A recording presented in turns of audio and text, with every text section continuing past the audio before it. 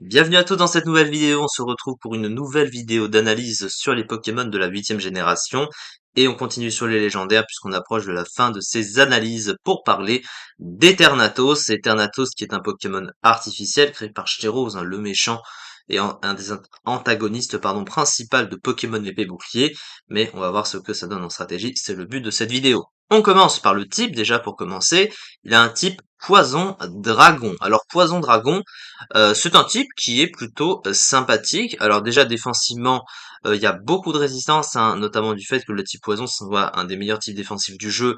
Ça apporte au type dragon parce que le type dragon a aussi des résistances assez utiles, notamment les résistances élémentaires. Et en gros, les résistances vont se cumuler. On va avoir 6 résistances plus une double résistance plante.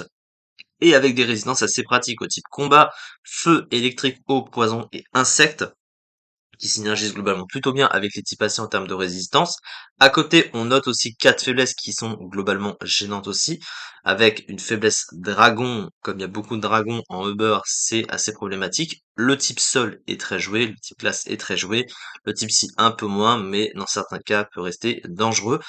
Et offensivement, même si ça semble pas en apparence, hein, c'est un double type qui est quand même assez intéressant parce qu'il a un bon coverage neutre. Alors après, ça reste pas ouf parce que les types dragon et poison respectivement sont pas de bons types offensifs entre guillemets. Le type dragon est super efficace que sur lui-même, le type poison est super efficace que sur le type plante et le type fée. Ils sont tous les deux très limités offensivement pour être super efficaces sur les types du coup, mais ils s'apportent quand même un bon coverage neutre et globalement, rien qu'une petite attaque feu en coverage et vous touchez tout le monde à l'exception d'Itran qui a torche, il n'est pas précisé ici.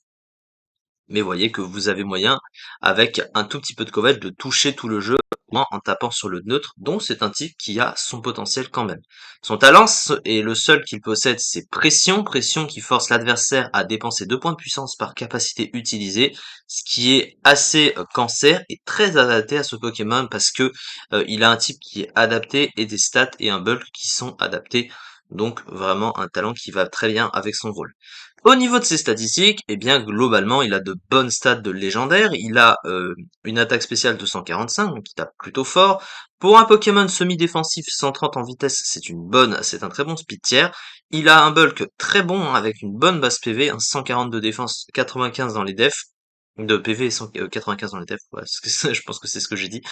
C'est un très bon bulk qui est très adapté à son rôle, ses résistances et le talent qu'il possède. Par contre, l'attaque, il a que 85, du coup, il peut pas s'en servir. Sachant qu'il a accès à Danse Draco, qui est un peu son seul move de boost, il peut pas se setup, du coup, mais pour un Pokémon semi-défensif, il tape quand même plutôt fort, hein, donc il est plutôt content à ce niveau-là. Au niveau de son move pool, alors son move pool est globalement assez restreint, mais les rares choses qu'il possède sont suffisantes pour ce qu'il fait. Sur le plan des stats, du coup, alors il a deux capacités signature. Il y en a une qui est une attaque à recharge, qui s'appelle Ethermabim, donc ça, on n'en parlera pas. Mais surtout, la plus intéressante, c'est Canon Dynamax, qui a 100 de puissance, 100% de précision, qui est pas une attaque à recharge, donc qui fait de bons dégâts. Donc c'est plutôt pratique. Sur le plan du type poison, il a les attaques assez classiques. Il a Bomber ou Cradovac en fonction de ce que tu souhaites. Et il a en coverage le fameux Lance-Flamme, du coup, qui va toucher globalement à peu près tout. Il a quelques autres attaques de coverage, pas énormément, mais voilà, hein, si jamais, il n'a pas besoin de grand-chose pour ça. Sur le plan du soutien, il est restreint, mais il a quand même accès à des trucs qui suffisent, on va dire, hein, puisqu'il a les pics toxiques bien sûr. Il a accès à soins, donc il peut se soigner pour un Pokémon avec un si bon bulk, c'est parfait. Il a même les écrans, hein, si sait-on jamais.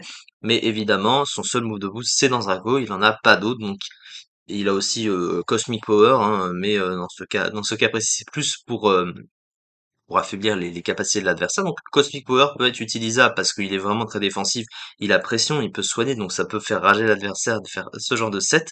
Mais après pour booster les dégâts, il a que dans Draco dont il se sert pas.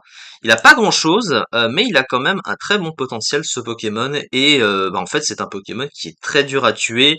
L'accès à pression qui force l'adversaire à taper, à perdre ses points de puissance, finit par se PP stall tout seul. Et derrière, il a des attaques qui sont quand même puissantes et il a pas besoin de grand chose pour taper tout le jeu. Donc clairement c'est un Pokémon dangereux et il est très classé, hein, il est troisième du Uber, 62%, un petit peu plus. Donc Voilà, hein, il est pratiquement tout le temps vu dans les teams parce que c'est un Pokémon qui apporte autant défensivement et offensivement. Il a beaucoup de résistance très utile, donc vraiment un Pokémon très fort. Sa fiche stratégique, beaucoup à dire comme on peut le voir. Une excellente base de PV couplée à de bonnes défenses lui conférant un très bon bulk. Une excellente base d'attaque spéciale et de vitesse, un double type correct sur le plan défensif, apportant notamment les résistances élémentaires au type feu, eau et plante, un double type descend offensivement devenant excellent grâce à lance-flamme, parmi ses deux attaques signature Canon Dynamax en est une très bonne et convient très bien au metagame Uber, un excellent talent pression lui permettant entre autres de venir à bout de nombreux Pokémon défensifs qu'il ne passerait pas sans.